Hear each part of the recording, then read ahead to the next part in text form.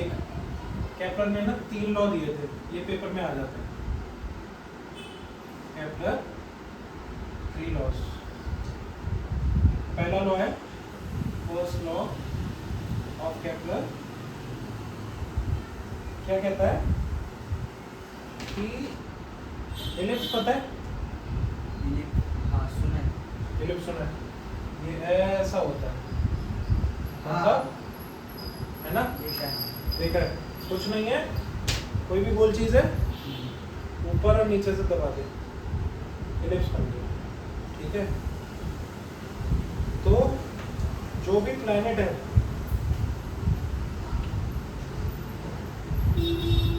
ये जो भी प्लैनेट है, ये देख, ये इलिप्स जो होता है, अब देख सेंटर ये है किसी भी सर्कल का, यहाँ से तूने सर्कल बना दिया, ठीक है, पर इलिप्स क्या है, ऐसे चपटा है,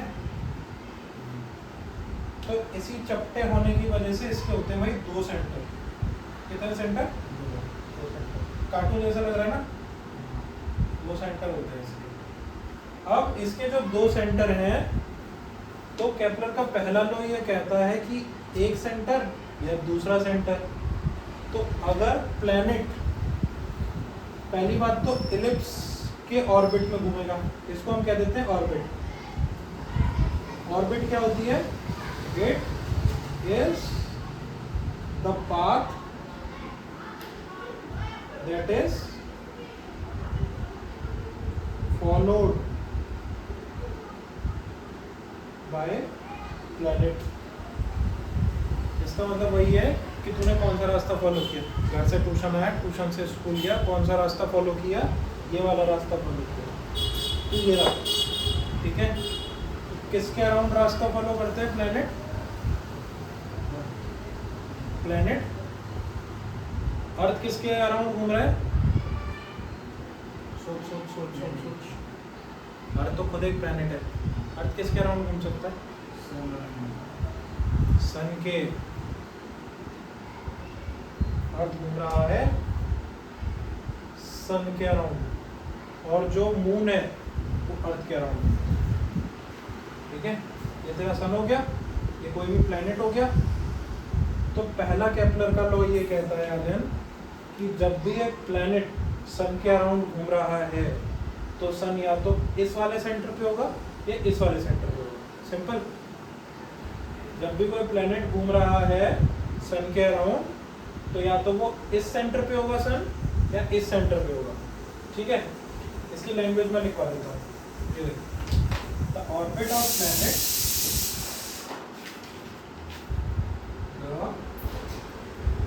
orbit of a planet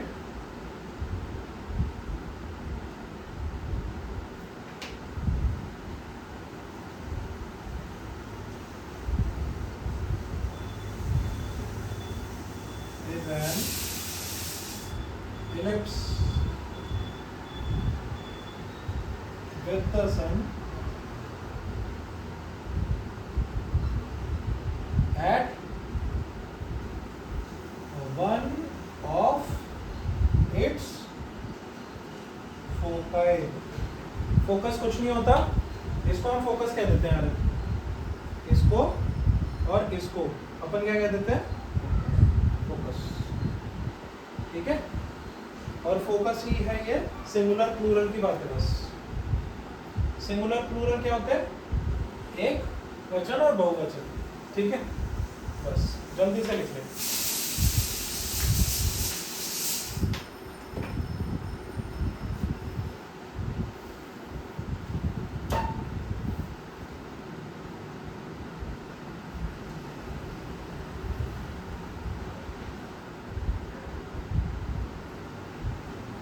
easy है नहीं है? तो कोई भी बंदा घूम रहा है तो सन उसके बीच में ही होगा।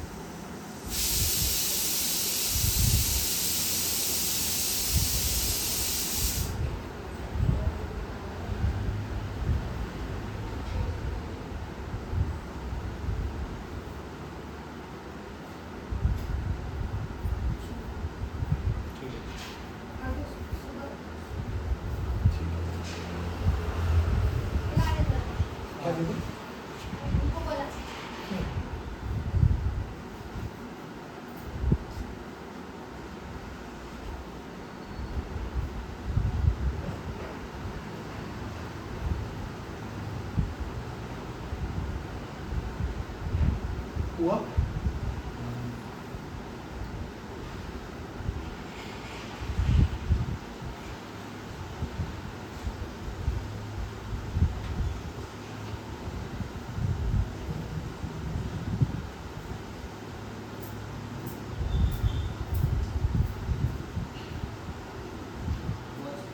हुआ। अब इलिप्स के कितने सेंटर होते हैं?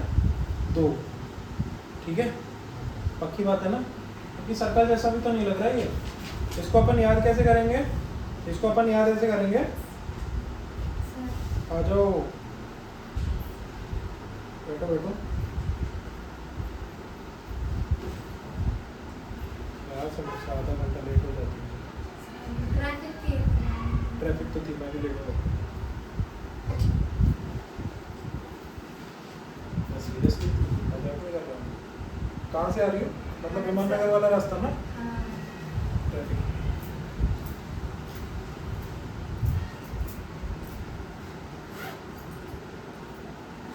तुम्हारे चक्कर में आ रहे हो, आधा घंटा एक्स्ट्रा पड़ेगा।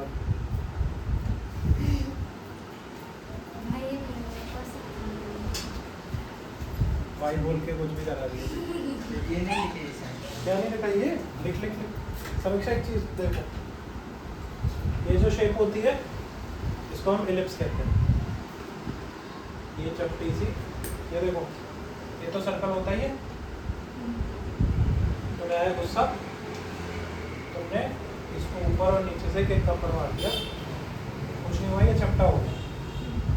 ठीक है, इस केस में इसके पास एक ही सेंटर हुआ करता था, इस केस में इसके पास 2 सेंटर होने लगे। सिंपल है। ठीक है, अब देखो, इसको हम कहते हैं सर्कल, इसको हम कहते हैं इलिप्स। इलिप्स के होते हैं 2 सेंटर, सर्कल के होते हैं 1 सेंटर। ठीक है, कोई भी प्लैनेट जो है इसके अकॉर्डिंग, केपलर के अकॉर्डिंग ये आएगा पेपर में। ठीक है, केपलर के अकॉर्डिंग एक इलिप्स पाथ फॉलो करता है। ठीक है, प्लैनेट किसके अराउंड रिवॉल्व करता है? प्लैनेट किसके अराउंड रिवॉल्व करता है? उसका किसके अराउंड है? सन। तो केपलर का पहला लॉ ये कहता है समीक्षा कि ये प्लैनेट है। प्लैनेट कभी भी जब सन के अराउंड घूम रहा होगा तो वो पहली चीज तो इलिप्स ऑर्बिट फॉलो करेगा, मतलब ऐसे करके एक इलिप्स बनाएगा, और जो सन है वो इसके दोनों सेंटर में से एक सेंटर पे होगा। देखो लैंग्वेज पढ़ो, the orbit of planet is an ellipse. इसका मतलब है इलिप्स जो ऑर्बिट फॉलो करेगा। ऑर्बिट क्या होती है? It is the path that is followed by planet. ठीक है, मतलब प्लैनेट जिस भी पाथ को फॉलो करेगा, अब तुम एफसी रोड से पुणे आई या विमान नगर से ऐसे अंदर मुड़ गई, ये तुमने पाथ फॉलो किया, तो तुमने ये ऑर्बिट फॉलो करी। अब ये जो ऑर्बिट तुमने फॉलो करी है, इसको वो इलिप्स फॉर्म में फॉलो करेगा, और जो सन है वो एक ना एक फोकस पे होगा। अब इसी के सेंटर को मैं कुछ नहीं फोकस बोल देता, फोकस ए या फोकस बी। इजी है ना? जल्दी से नोट डाउन कर लो, या फिर आर्यन फोटो भेज देगा। अब केपलर के सेकंड लॉ पे चलते हैं। ठीक है, नोट कर लेना, बट वरना मैं तुम्हें वीडियो भेजने वाला था केपलर के फर्स्ट लॉ की। अब जो भी लेट करेगा ना, उसे मैं वीडियो भेज दिया करूँगा, वो अगले दिन पढ़ के मेरे को समझाएगा बोर्ड पे। पढ़ के आएगा तो तुम बोल दोगे ना कि पढ़ के आ गए सर।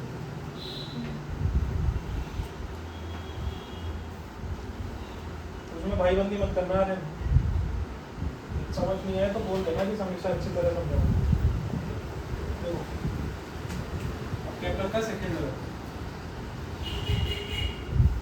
केपलर्स सेकंड लॉ, ये क्या कहता है कि ये मैंने इलिप्स बनाया, ठीक है, सेंटर पे एक सेंटर पे मैंने सन बना दिया, ये हो गया मेरा सन। ठीक है, अब फॉर एग्जांपल मेरा प्लेनेट इस समय फॉर एग्जांपल एक प्लेनेट आर्यन है, एक प्लेनेट समीक्षा है, ठीक। तो मैं क्या बोल रहा हूँ कि ये आर्यन ने फॉर एग्जांपल यहाँ से लेके यहाँ तक का डिस्टेंस ट्रेवल किया, ठीक है। आर्यन यहाँ से आ गया, अब समीक्षा ने बोला आर्यन जा रहा है तो मैं भी जाऊँगी, बात तो बराबर क्या होनी चाहिए, समीक्षा यहाँ गई, ठीक है। दोनों ने एक set of same distance follow किया, जितना समीक्षा ने फॉलो किया उतना आर्यन ने फॉलो किया।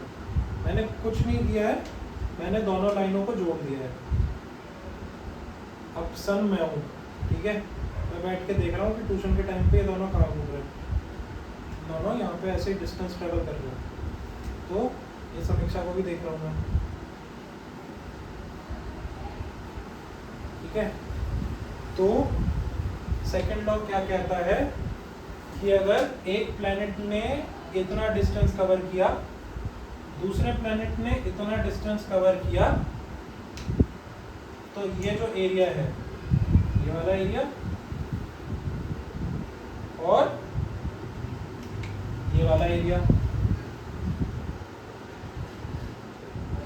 ये दोनों बराबर होते हैं। सिंपल। इसका मतलब ये है कि अगर मैं तुम दोनों को देख रहा हूँ यहाँ सन की जगह पर बैठ के और तुम दोनों कहीं डिस्टेंस ट्रेवल कर रहे हो, तो मुझे पता चल जाता है, इसलिए मुझे बता के डिस्टेंस ट्रेवल करना, ठीक है। ये देखो, अब इसकी लैंग्वेज देखना,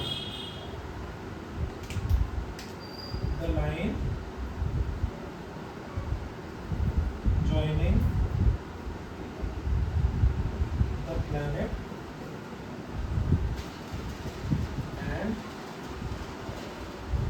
sun sweep equal area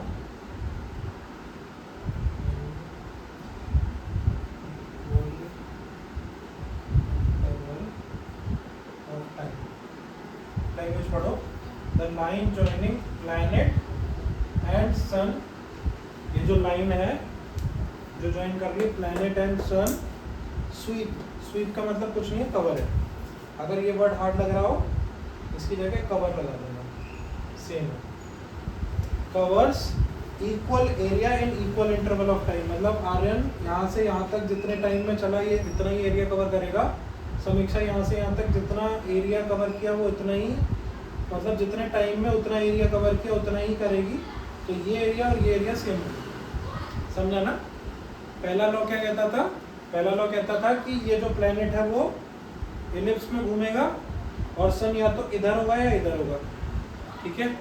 दूसरा क्या कह रहा है कि ये अगर इतने टाइम में यहाँ घूमा, दूसरा प्लेनेट इधर से इधर घूमा, तो ये सेम ही एरिया कवर करेगा, ठीक है। जल्दी से लिख लो।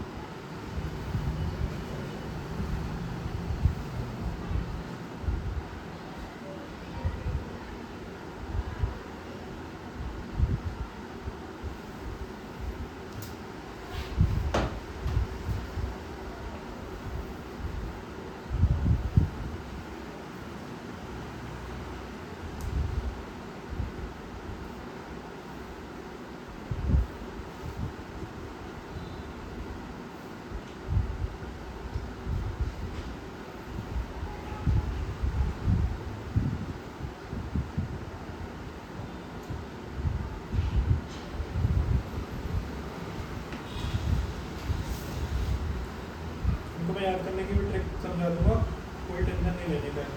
पर ये 5 नंबर का क्वेश्चन आएगा पेपर में।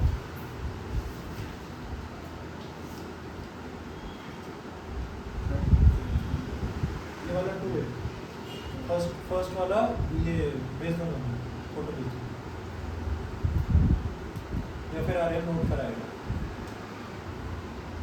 आर्यन की रिस्पॉन्सिबिलिटी है भाई, ये इतना तो करेगा।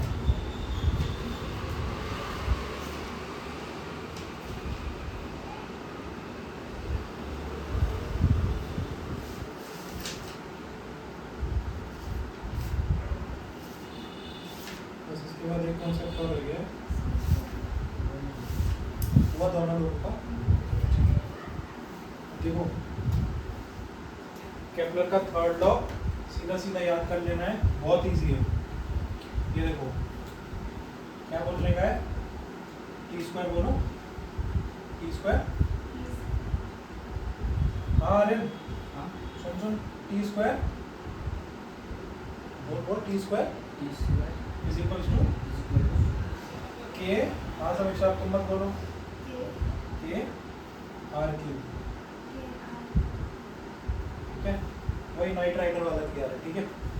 T square is equals to K R cube, 5 बार बोल दो।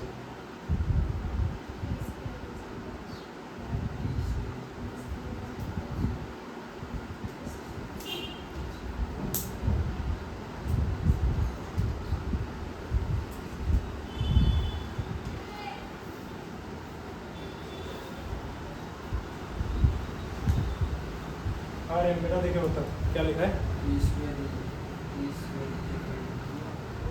आर के आर वेरी गुड, कुछ नहीं है। Time of revolution of a planet का square is directly proportional to the distance of planet and sun का क्यूब। कुछ नहीं है, ये देखो, ये अगर याद हो गया ना, इसकी बस लैंग्वेज लिखनी थी है पेपर में। ये देखो कुछ नहीं बोल रहा हूँ मैं, लिप्स बनाया, सन कहाँ बनेगा, लेफ्ट में भी बन सकता। पहला लोग क्या कहता था, प्लैनेट अगर यहाँ होगा, ये यहाँ होगा, तो सन इन दोनों में से कहीं भी हो सकता है, ठीक है। मैंने उधर बनाया, इसका मतलब ये नहीं है कि उधर ही होगा, यहाँ बनाता हूँ, ठीक है। सोचो ये सन बनाया मैंने, तो ये क्या कह रहा हूँ मैं, और ये प्लैनेट बना दिया मैंने, तो ये प्लैनेट कोई डिस्टेंस कवर करेगा। फॉर एग्जांपल तुम यहाँ से गए, कसर साइड डैम गए, ठीक है, तुम्हें लगा 1 घंटा, तो यहाँ से यहाँ तक कुछ टाइम लगा ट्रेवल करने को, तो ये तब तुम्हारा डिस्टेंस था फॉर एग्जांपल r सन से, ठीक है। अब तुम यहाँ पहुँच गए, तो तुम्हारा डिस्टेंस हो गया r डैश, कुछ भी r डैश 1 2 3 कुछ भी डाल सकते हो, ठीक है। तो ये जो डिस्टेंस है वो ये है, ये जो टाइम पॉइंट है वो ये। इसका मतलब क्या है कि जो भी प्लैनेट घूम रहा है वो जितना टाइम लेगा, जितना डिस्टेंस होगा, ये सीधा सीधा इस पे स्क्वायर लगा देना, इस पे क्यूब लगा देना। याद कैसे करना है इसको, टी के आर 2 3, ठीक है, टी के आर 2 3। इसके लैंग्वेज कैसे लिखनी है, लैंग्वेज लिखना बता देता हूँ, वो मैंने बस लैंग्वेज लिखने को बोला है, अपने को बस इतना ही याद करना है, टी के आर 2 3, ठीक। इसकी लैंग्वेज देखो, इसलिए हेलमेट लगाया करो, आंखें सिक्योर रहेगी। तो square of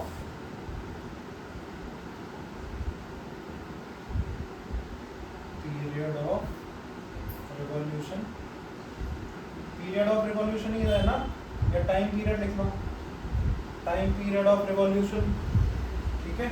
the square of time point of revolution is directly proportional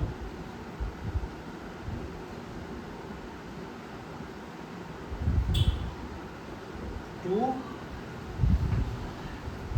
cube of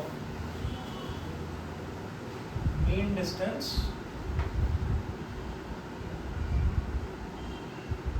between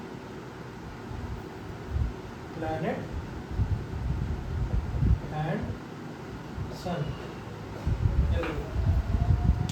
The square of time point is directly proportional, बस याद रखना है, directly proportional to the cube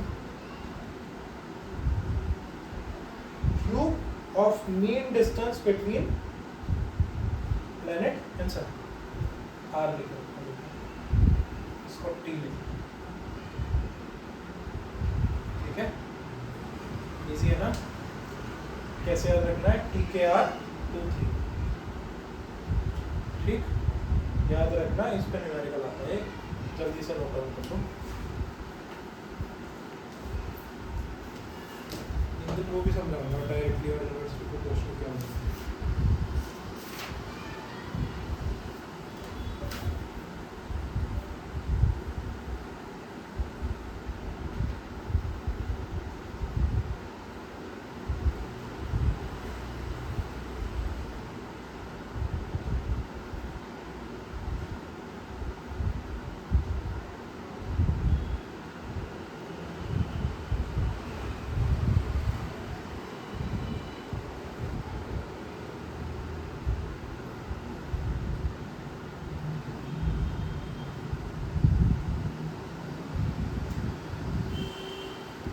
फॉर्मूले लिखाऊंगा सारे, उसको बड़े से चार्ट पेपर पे दोनों लोग घर में चिपका लेना।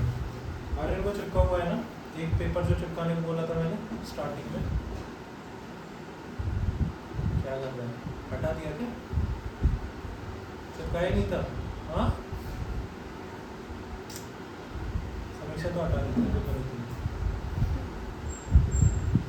मत हटाया, वो अभी काम आएगा, टेंथ में काम होगा। हटा दिया ना पेपर, ठीक है, अब 10th वाला जाना।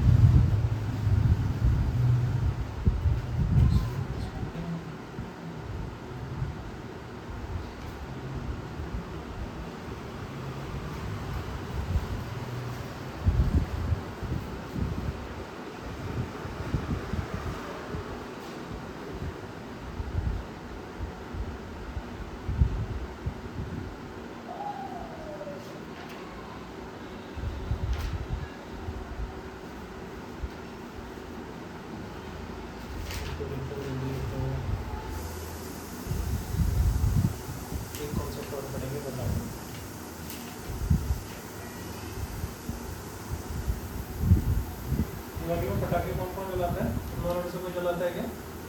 नहीं, क्यों नहीं जलाता पटाखे? जलाता है, वो चक्री जलाता है क्या? चक्री वाले ही पड़ेंगे अभी कुछ। चक्री बाहरी क्यों भागती है, अंदर क्यों नहीं भागती?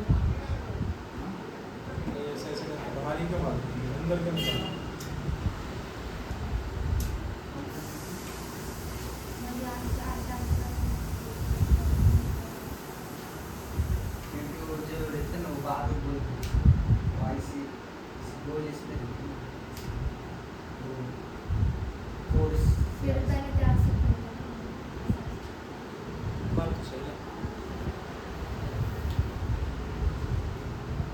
बचपन में वो रस्सी वाला किया है क्या? ऐसे ऐसे रस्सी घुमाने वाला, रस्सी का पत्ता बांध के लिए एक रस्सी ली, पीछे कुछ भी बांध दिया और ऐसे ऐसे करके घुमाया, नहीं घुमाया? घुमाया होगा, इसने घुमाया, तुमने घुमाया ना? बताओ बताओ, इसे ट्रांसलेट करो मराठी।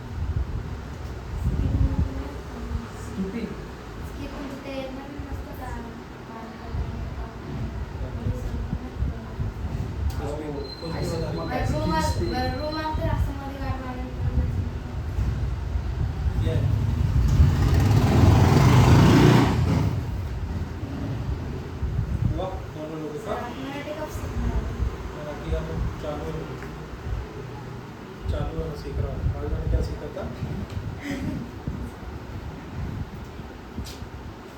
भूल गया, होमवर्क नहीं किया मैंने। हिंदी में बताओ। संपला संपला वो सीख गया मैं, खत्म होना। और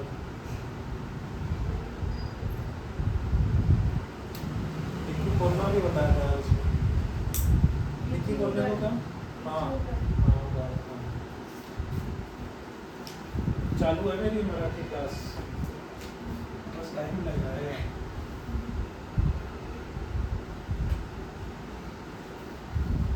उसमें मिक्स हो जाती है पंजाबी बंगाली थोड़ी थोड़ी। फिर जो ट्यूटर है वो गुस्सा हो जाती है। तो अब ये है, हाँ, दो कॉन्सेप्ट हैं, एक सेंट्रीपिटल एक सेंट्रीफ्यूगल।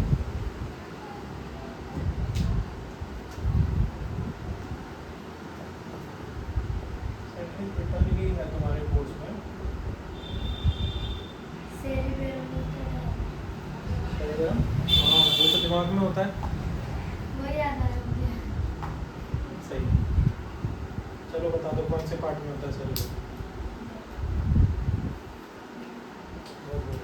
Central part. सही। देखो कुछ नहीं है,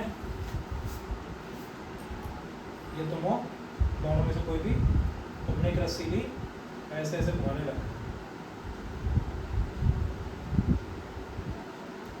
ये तो किया होगा, ऐसे ऐसे हवा में शर्ट वर्ट भी ऐसे ऐसे, यही होंगी डांस करते हुए, वही है, सेम है।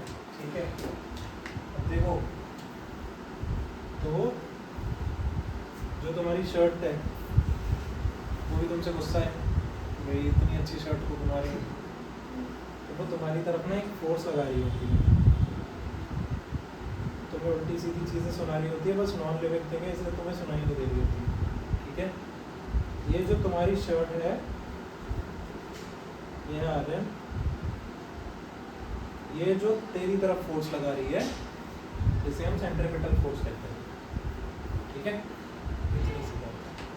The force that is applied by shirt to Aryan when Aryan is circular, when Aryan is moving his shirt in a circular motion। ठीक है, कुछ नहीं है, आर्यन जब शर्ट को ऐसे ऐसे घुमा रहा है तो शर्ट अंदर की तरफ एक फोर्स लगाती है। ठीक है, और आर्यन हमारा है भाई, लगाएगा फोर्स शर्ट ऐसे कैसे कैसे, अंदर की तरफ? बता रहा हूँ ना, वो हाथ से छूटा तो वो बाहर। अभी बता रहा हूँ, वही तो बता रहा हूँ, शर्ट कोई फोर्स लगा रही है। थर्ड लॉ क्या पढ़ा था हमने, कि कोई भी फोर्स अगर यहाँ से लगा रहा हूँ तो इक्वल एंड ऑपोजिट रिएक्शन। ठीक है, तो शर्ट भी एक फोर्स लगा रही है तो आयरन भी एक फोर्स लगा रहा होगा, तभी वो शर्ट घूम रही है, उसको मैं कहता हूँ सेंट्रीफ्यूगल फोर्स। Centrifugal force. और जो तुम्हारा धागा ये टूट गया, तो सेंट्रीफ्यूगल फोर्स जो आयरन लगा रहा है वो इतनी ज़्यादा है कि ये शर्ट बाहर हो जाएगी।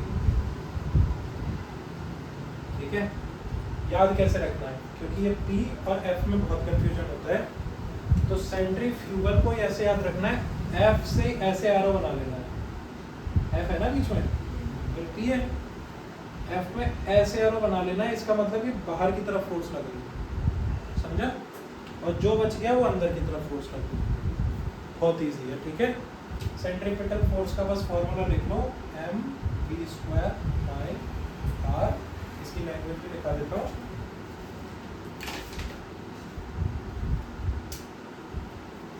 it is the force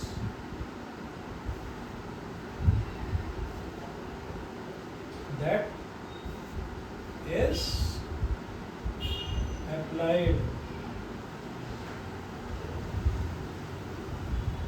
by, कौन लगाएगा इस केस में, ये शर्ट की जगह प्लेनेट है,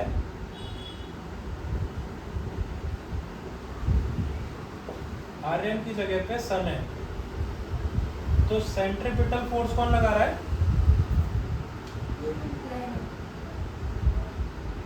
तो क्या बोला आर्यन, दोनों लगा रहे हैं, पर सेंट्रीपिटल फोर्स कौन लगा रहा है, प्लैनेट या सन?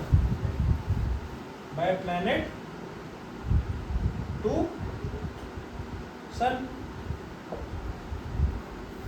सेंट्रीफ्यूगल कौन लगा रहा है, सन ऑन प्लैनेट। बस इतना सा है। इसमें m क्या होता है, मास, p क्या होता है, वेलोसिटी, और r क्या होता है, इन दोनों के बीच में distance, distance between planet and sun. ठीक है, mv²/r। जल्दी से नोट डाउन कर लो, सेंट्रीपिटल फोर्स।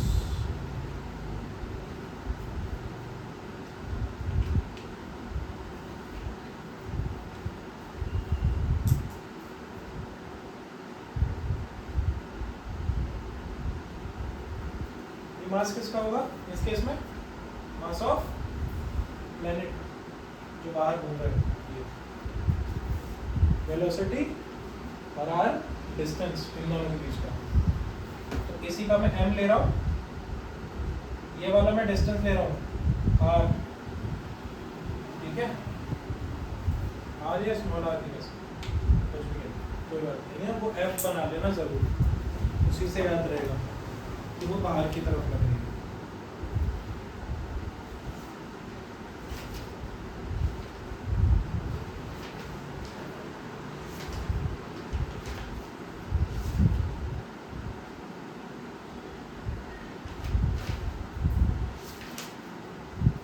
एक बहुत बड़ी कॉन्सेप्ट बताता हूँ।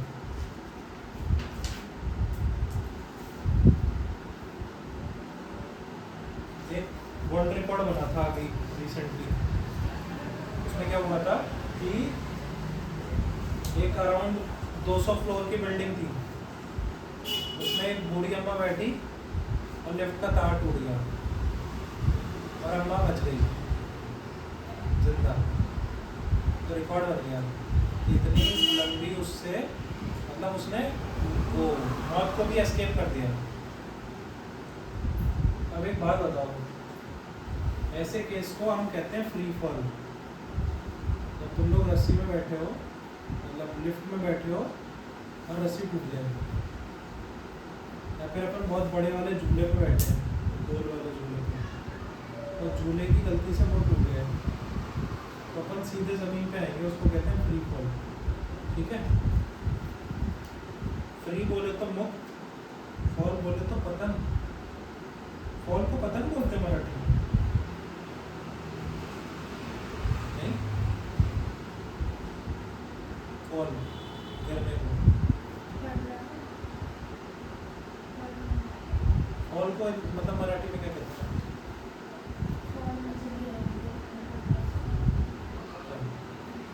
दोनों कंफ्यूज करके बताओगी तो मेरे को। मतलब गिरा ना, अंडा, पडलं किंवा सांडलं, एक वर्ड बताओ। क्या है, लिक्विड टाइप का है क्या? आदमी गिर रहा है, आदमी पडलं, पढ़ना, मुक्त पढ़ना, फ्री फॉल। गलत मत पढ़ाना यार मेरे को। नहीं पर उसको कुछ अलग वर्ड दिखेगा। अच्छा,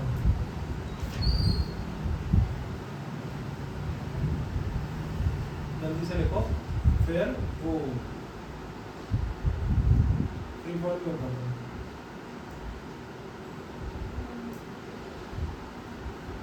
वाह,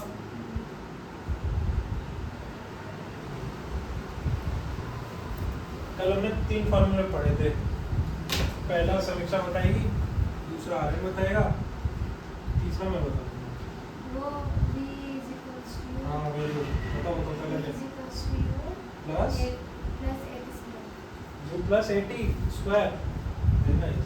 हाँ भाई आर्यन सही बताया क्या?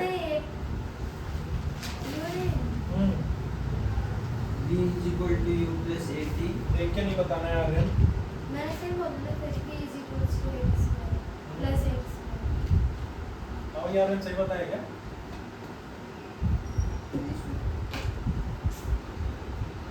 s is equal to ut plus 1 upon 2 to 80 square. Very good. तीसरा बताओ v square Is equal to u square minus u square is is equals equals to to 2 as. First वाला क्या था v a minus u V is equal to u is equal to 80. बात वही है, तुम इधर माइनस कर दो v minus u is equals to 80 की बात। ये प्लस का है ना, इधर जाएगा 80। अब देखो अभी मैं क्या बता रहा था तुम्हें, फ्री फॉल।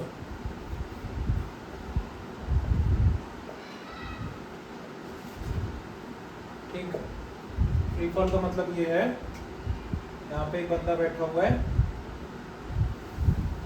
अचानक से ये लेफ्ट चली गई तो बंदा सीधा नीचे। ठीक है, ये हुआ था मेरी एक, मतलब पहले मैं घर बनवा रहा था ना, मतलब साइट इंस्पेक्शन का काम था मेरा। तो कुछ नहीं, एक जगह घर बन रहा था, उसमें यहाँ पे जैसे ये घर से आगे छज्जा होता है ना, तो छज्जे पे एक बंदा बैठ के वो रेलिंग बना रहा था, छज्जा नीचे 5th फ्लोर से आदमी के साथ।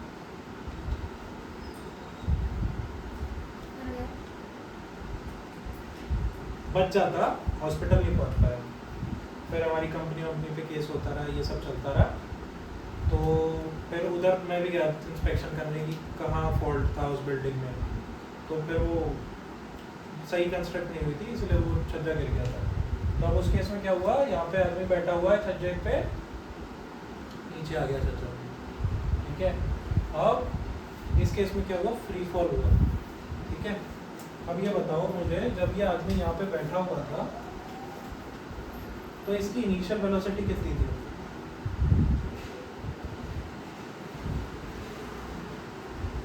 मैं यहाँ खड़ा हुआ हूँ, मेरी इनिशियल वेलोसिटी क्या है? 0। पर मेरी फाइनल वेलोसिटी की कुछ ना कुछ वैल्यू होगी ना, तेज गिर रहे हैं, कुछ तो वैल्यू होगी।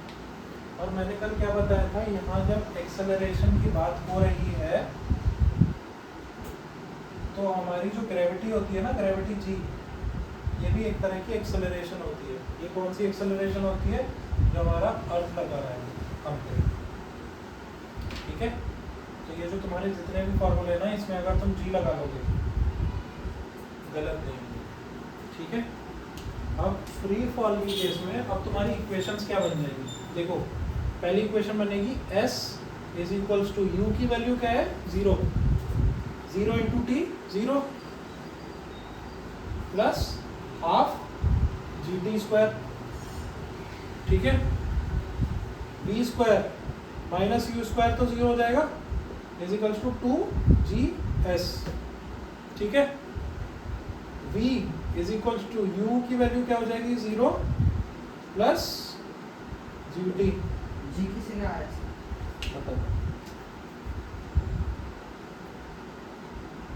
हाफ, ये समझ में आया कि नहीं, ये बताओ पहले। v square is equals to 2gs और v is equals to gt, इतना समझ आया ना? अब देखो वो बताता हूँ कि g और a क्यों आया। कल एक्सेलरेशन हमने क्या पढ़ी थी? एक्सेलरेशन होती है कोई भी इनिशियल वेलोसिटी फाइनल वेलोसिटी का minus divide by time. Acceleration क्या होती है? a is equals to v minus u by t। For example Aryan यहाँ पर है, आर्यन को ट्यूशन पहुँचना है बहुत तेज, इसने भगाई स्कूटी, ये बाइक 0 पे था, ये इसने भगाई 70 की स्पीड पर, भगानी नहीं चाहिए उसे, फटाक से पहुंच गया 5 मिनट। तो इसकी एक्सेलरेशन क्या होगी? 70 माइनस 0 डिवाइड बाय 5 मिनट में, तो ये उसकी एक्सेलरेशन हो गई। मतलब उसने एक्सेलरेटर का एक्सेलरेशन कितना यूज़ किया होगा, ठीक है, ये होती है एक्सेलरेशन। अब जब भी हम अर्थ के केस में बात करते हैं ना, अर्थ के केस में अर्थ एक ग्रेविटी लगा रही होती है हमको।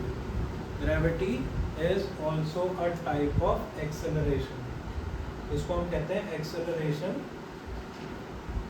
Due to gravity, due to gravity. तो अब मुझे एक बात बताओ, जब यहाँ पे इन वाले केस में फ्री फॉल हो रहा है, फ्री फॉल हो रहा है ना, बंदे ने तो कहीं एक्सेलरेशन नहीं लगाई ना, नहीं लगाई ना बंदे ने एक्सेलरेशन। ये तो क्या हुआ, ये लिफ्ट में बैठा हुआ था, लिफ्ट अचानक से गिर गई। और ग्रेविटी क्या होती है, जो अर्थ हम पे फोर्स लगा रहा है जिससे हम धरती पर टिके हुए हैं। अब फॉर एग्जांपल मैं यहाँ खड़ा हूँ, नीचे से धरती हटा दे तो मैं तो सीधा नीचे जाऊँगा ना, मैंने तो कुछ नहीं किया ना। तो इस केस में एक्सेलरेशन जीरो हो जाएगी, मतलब एक्सेलरेशन एक्ट नहीं करेगी बट ग्रेविटी मुझ पर एक्ट करेगी।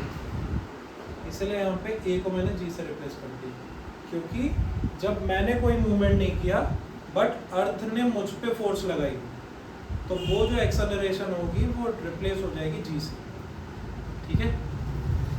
जल्दी से लिख लो, ये मोस्ट इम्पॉर्टेंट फॉर्मूले हैं ये वाले। ये तो तुम लोग निकाल सकते हो ना, याद करने की तो जरूरत है नहीं, सेम फॉर्मूले लिखने, यू की वैल्यू 0 डाल देनी, बस इतना याद रखना है। फ्री फॉल के केस में यू हमेशा 0 होता है, वी की हमेशा कुछ ना कुछ वैल्यू होगी ही होगी, ये लिखना मोस्ट इम्पॉर्टेंट है।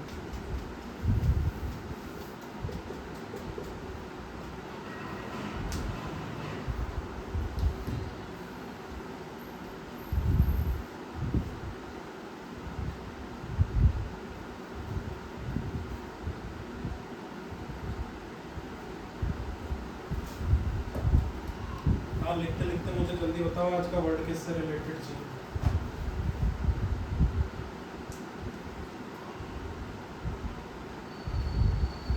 बता दो किससे रिलेटेड चाहिए।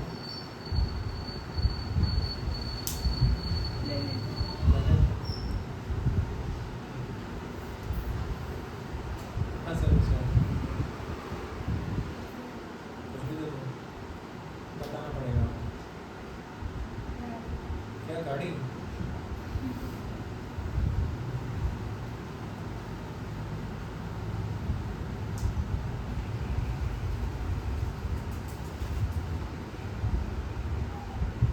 ये हीरो की मेस्ट्रो के बारे में सुना है क्या?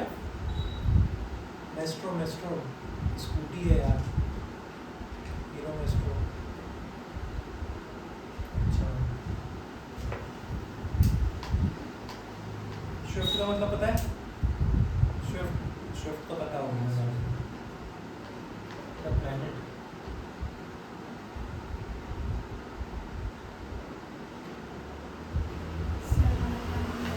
क्या क्या तुम्हारा, क्या तुम्हें थार चाहिए?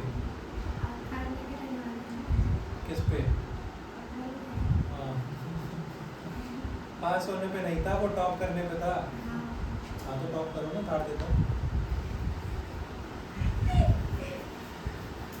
क्या सीरियस हो, दे दूँगा।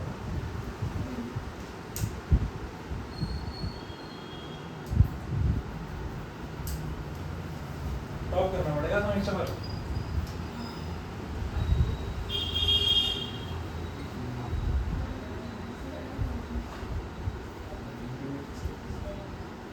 क्या क्या कितने की आती है थार, ये पूछ रहे हो? फिर थार तुम्हें पसंद है? नहीं पसंद है, फिर चाहिए क्यों? टॉप करो, तब तक डिसाइड कर लेना। स्विफ्ट, स्विफ्ट ना एक बर्ड का नाम है। हाँ, और ये अरे अरे ये फास्टेस्ट बर्ड है, सबसे तेज उड़ती है, उसके नाम में पड़ा है, उसका नाम स्विफ्ट। तेरे को प्लैनेट से दे रहा था ना?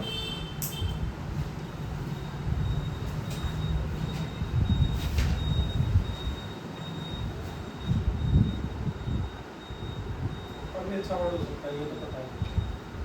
और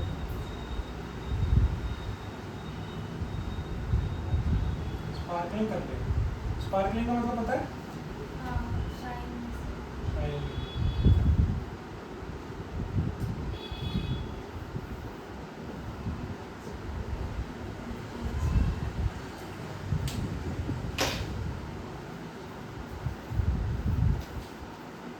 फ्लेयर भी कर लेते हैं, शाइनी ज़्यादा हो रहा है तो।